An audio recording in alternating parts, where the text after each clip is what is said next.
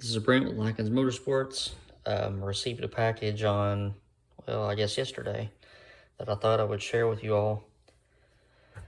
If you've been following my 352 build, you know that I've been changing a few variables, trying to maximize this and that, and we've done several intake manifold swaps. And once I do the next swap with the tunnel ram, I'm going to change the cam, and then after that I have plans to add compression ratio to the motor, which should pick it up quite a bit. The issue with adding compression ratio with 352 is that it will require a sizable dome to bump the compression up, and the pistons already at 1920 compression height because the block is so tall.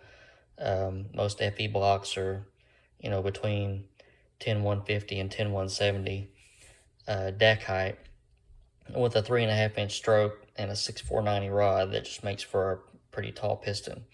So when you add a dome to that, then you end up with a really big chunk of aluminum for a piston, and I want to get away from that. So the logic is I had some aluminum connecting rods made. This is a 7-inch length as opposed to a 6490. This is basically what I have in the motor now. So I'm adding rod length, which will allow me to decrease the compression height of the piston and make things a lot lighter that way. So I approached R&R connecting rods in Florida, and I sent them a factory rod to look at, and this is what they came back with. Just a real nice piece of aluminum is what it is. So it uses ARP 3/8 2000 series bolts. They torque at about 65 pound-feet. And I told them that, realistically I wouldn't be over, 600 horsepower will be probably about the limit that this engine will ever see. And they were comfortable with that scenario. And here's the beauty of the aluminum rod. So this is a Molnar rod. These are light, and even compared to a Scat or an Eagle, they are very light. These are 758 grams total weight. Very nice steel rod. These are 572 grams total weight. So that's almost that's knocking on the doors of 200 grams difference, and 454 grams or a pound. So there's just ballpark a half a pound difference between this rod and that rod. So they did a really nice job for me. They knocked this custom job out in about 3 weeks. It uses a standard FE rod journal diameter and a small block Chevrolet wrist pin size.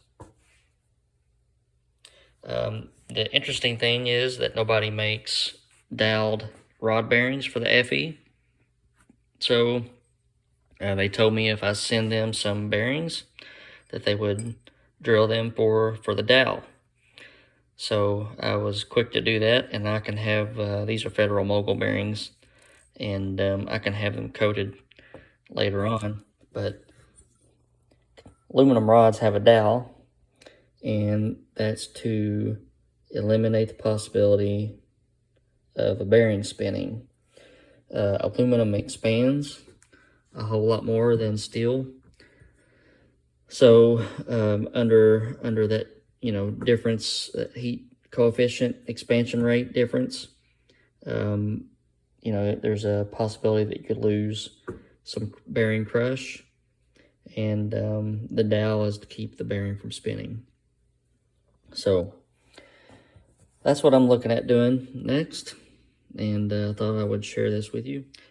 For what it's worth, I did ask them about running these on the street, and there's several aluminum rod companies in the United States, and I know Bill Miller has no problem at all running aluminum rods on the street. And I did ask R&R about that, and they said that they have customers, using aluminum rods in a daily driver.